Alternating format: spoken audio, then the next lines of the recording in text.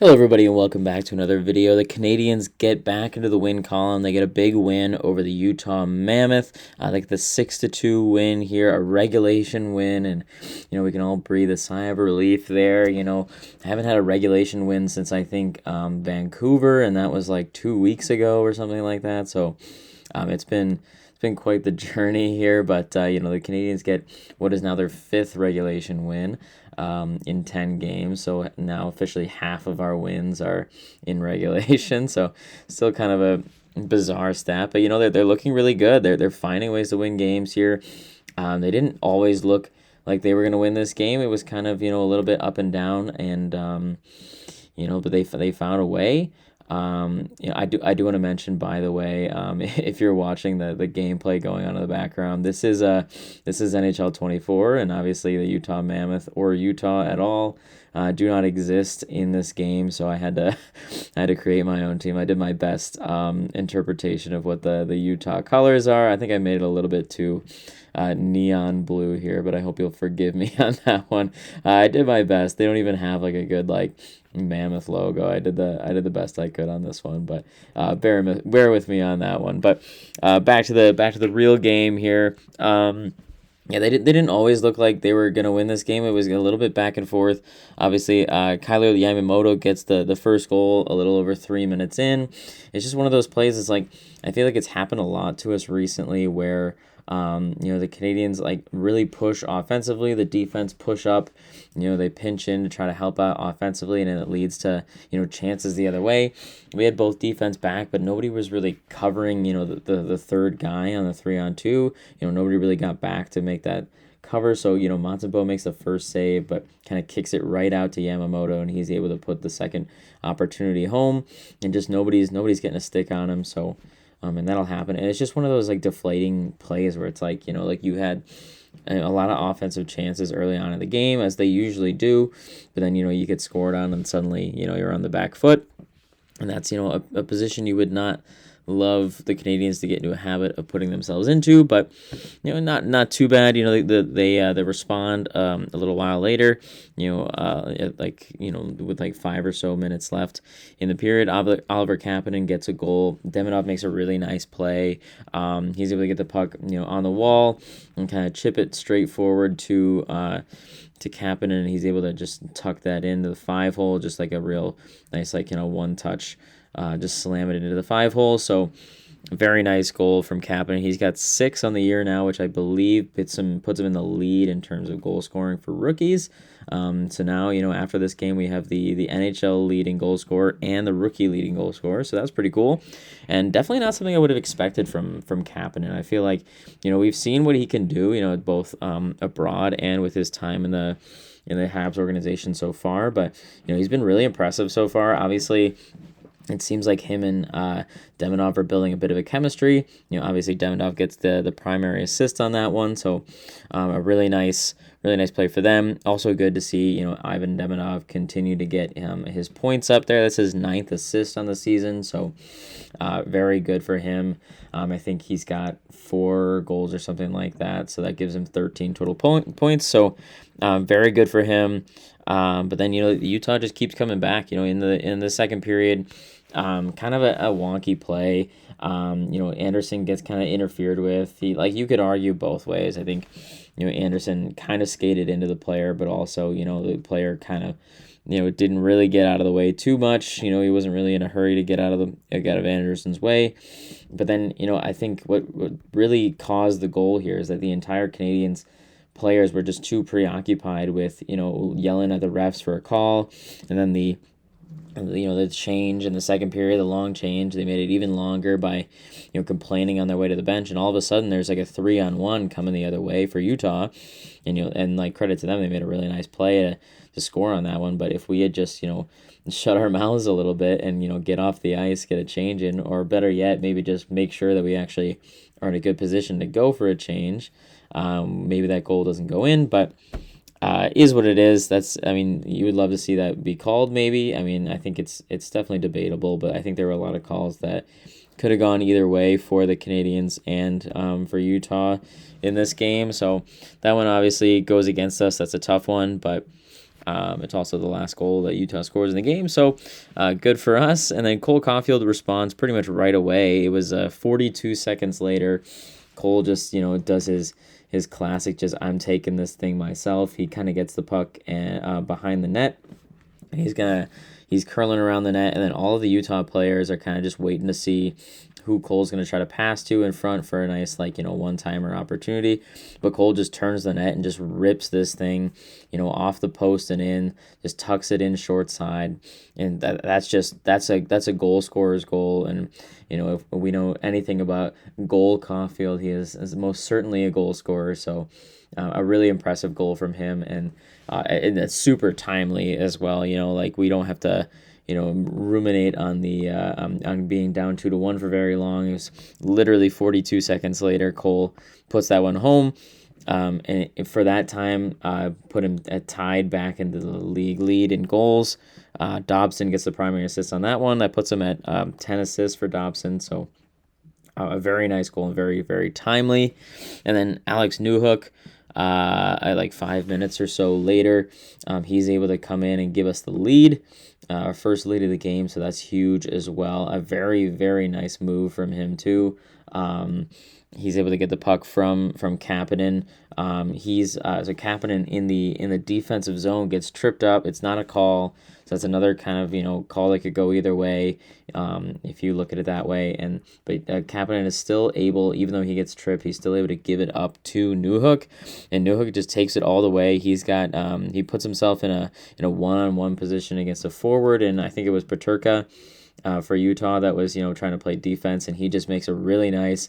It was almost like an NHL move. He did the one touch deke to the middle, and was able to just go right on into the goalie and puts that thing in on the blocker side. So really impressive goal for Newhook, who I've been really impressed with his game. I think a lot of people are somewhat critical of him, and maybe they didn't like the trade in the first place, and just, obviously they're critical of him for the mistake he made in overtime against the Devils. But I've personally been really impressed with his game. I think just the speed he brings to the line with Kapanen and Demidov, and the way he's able to make plays, and when he's got the puck in a scoring situation, he's shown that he's got a good shot and he can put pucks away, and obviously he did that there. So I've been really impressed with him. He's been playing really well. That's his 6th goal of the season as well. So, and definitely a timely one as well. Gives us the lead going into the 3rd period. So, very nice goal there. And then obviously we add on to that in the 3rd period. Cole Caulfield gets his 2nd of the game, puts him in the league lead. He's the sole leader now, or at least as of right now, Saturday night. But he's the league leader in goals. So it was kind of it went to video review. He got one puck that went off of Vemelka's pad, and then he got the rebound and put it back off the pad, but this time it was well inside the net. They went to video review just to make sure, but it was indeed a goal. It was definitely past the goal line off of the goalie cam review. So another nice goal, and that's just what you can count on Cole Caulfield for. I think this year maybe more than any year. I think obviously Cole has always been reliable as a goal scorer for us, but I think, especially this year, I feel like he's just turned it up another notch. Obviously, he's the best goal scorer in the league as of right now in terms of, the stats, but I feel like, this year more than other years, he's just been able to, give us the goal when we need it. Obviously, in overtime, he's been absolutely incredible, but anywhere on the ice, I feel like he's been able to give us those clutch goals, and he's got that scoring touch, obviously. But I think something about this year, I don't know what he did in the off season, what he's eating nowadays, but I feel like it's working out really well for the Canadians and for him. So really nice goal, and that's huge to get us that the insurance marker that we needed. Obviously. Going back to pretty much every game this season, we've been fighting in those 1-goal games. So to get that 2-goal window is super huge. Slavkovsky and Matheson get the assists on that one. Good to see Slav getting more points. He's only got 3 assists on the year, but he's got I think 5 goals or something like that. So not too bad at all for him.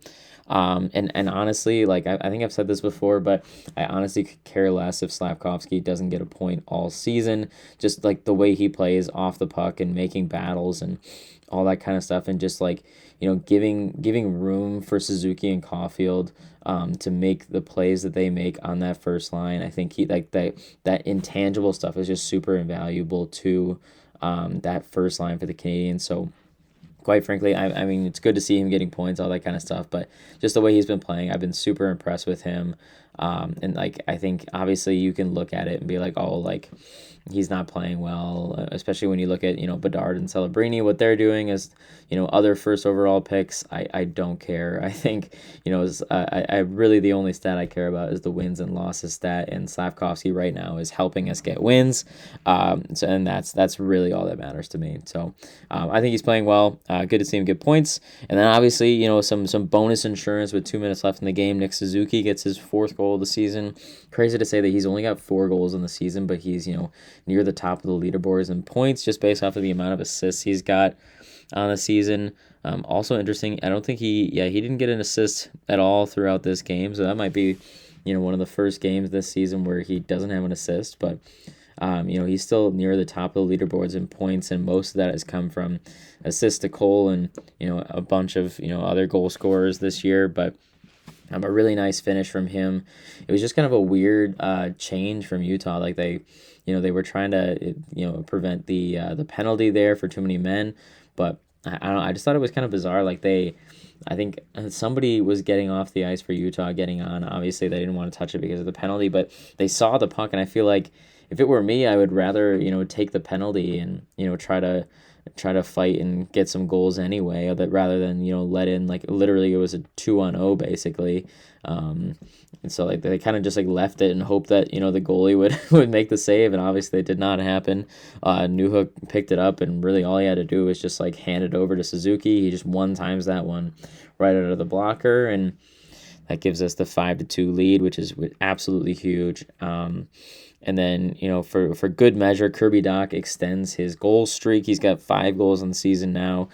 He kind of strips it off the defenseman, goes in on the breakaway. Really, really nice move, the little forehand, backhand. He loses his stick in the process, but it goes into the net. He ends up on his butt, but, he gets the goal, and it's really, really cool to see Kirby Dach having some early season success. I mean, obviously the main question with Dach throughout his entire career, and then going forward is can he stay healthy for the whole time, and hopefully that's the case. But just based off of what he's doing right now, I'm really, really impressed with the way he's playing, and he's giving us a boost scoring wise, and just like playing off the puck, all that kind of stuff. I think he's playing really incredible, and I'm really happy for him, considering the fact that he definitely has not had the best go of it over the past few years. So any success that Kirby Dach can get is good in my book, so I'm happy with that. And yeah, that's kind of the way the game ended. I think some really just like overarching notes from this one is just the Canadiens finally play a game where they're relatively consistent through 60 minutes. Is this the best that I think the Canadiens could possibly play? Absolutely not. I think especially early on in like the first 30 minutes of the game, I thought they definitely could have played better. I think they definitely could have, made some plays that would put this game away a little bit earlier, but relatively speaking, I think they played well, through a full 60 minutes, and that's what I've been asking for the last, 14, 15 games. So definitely good to see. And I think what really makes me think that is just the fact that this game ended 6-2.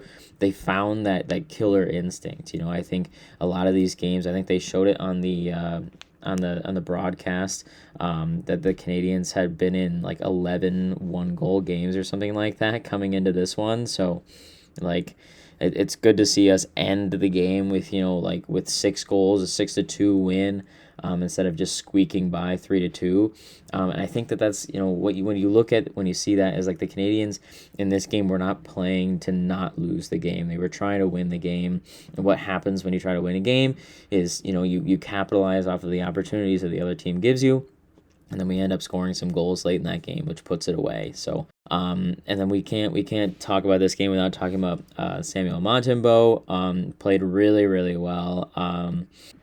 I think the first goal he let in, maybe like could have had a little bit better rebound control there off of that initial shot. He kind of kicked it right back out to Yamamoto, who was able to put that in.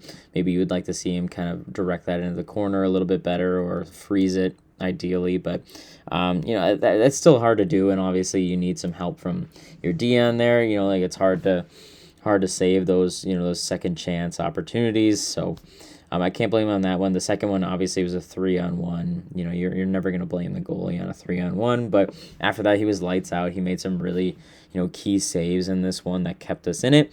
And I feel like he deserves all the praise that he's getting from the crowd. And I'm sure his teammates are really happy with him. And I think that this is the Montembeault that we know and love. And we saw a little bit of that when in the back 40 minutes of his game against the Philadelphia Flyers, he was really solid and just he was able to just shut the door on chances, make those second chance saves.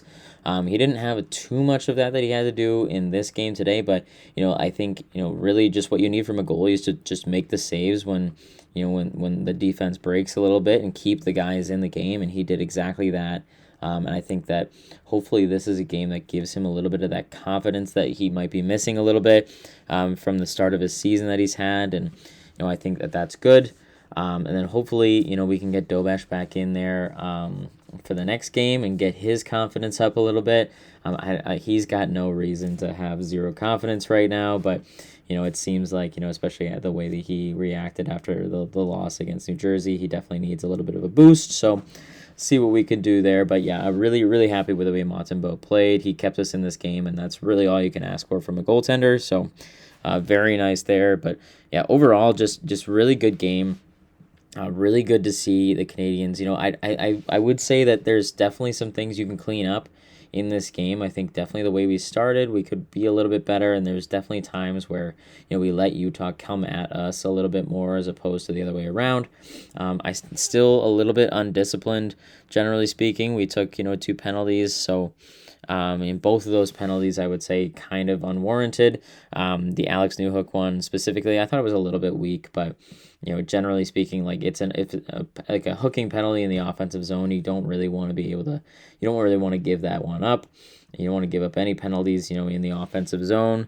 The Bolduc one, I don't even think they showed that on the feed, but still, it's just not really necessary. If you're gonna take a penalty, you should take one in the D zone where they're hampering us and all that kind of stuff. So that didn't happen, but I generally, I mean, it's 2 penalties and not 5, so there's that. But yeah, I think there's definitely some things you can do to kind of clean this up. I think one of the biggest things is just being able to finish off of our opportunities. Another game where Slav gets a ton of opportunities and can't quite bury any of them. And not really his fault. I mean, he did the best he could with the chances that he had, but you'd like to see some of those bounces go in a little bit and just generating those chances. But I think we did generally a pretty good job generating those chances. Definitely against we put 23 shots up against a team who is really good at limiting shots on their goaltenders. So a really good win overall against a really solid team. So we definitely take those. We've got a Tuesday night home game against the LA Kings coming up next, so it should be an interesting game. The Kings, their record isn't necessarily indicative of the way that they play and how good they are. We got Corey Perry coming back to the Bell Center. I think maybe a lot of people forget that he even played for the Canadians at all, but should be interesting. I mean, he's kind of played everywhere at this point, but yeah, it should be a good test, good interesting game for the Canadians to kind of get back on a win streak, hopefully. We should have Gooley coming back as well soon. I feel like it's been 4 weeks-ish since he, last played or whatever, and I think he is at Brassard skating, so interesting to see when he comes in, and even more interesting who goes out to replace in his place, if it will be, Jackeye or Struble. I think both of those guys have played really well. So it'll be kind of interesting to see what that decision is, but that's all remaining to be seen. So yeah, so that's pretty much all I have for you guys today, and I will see you guys on Tuesday.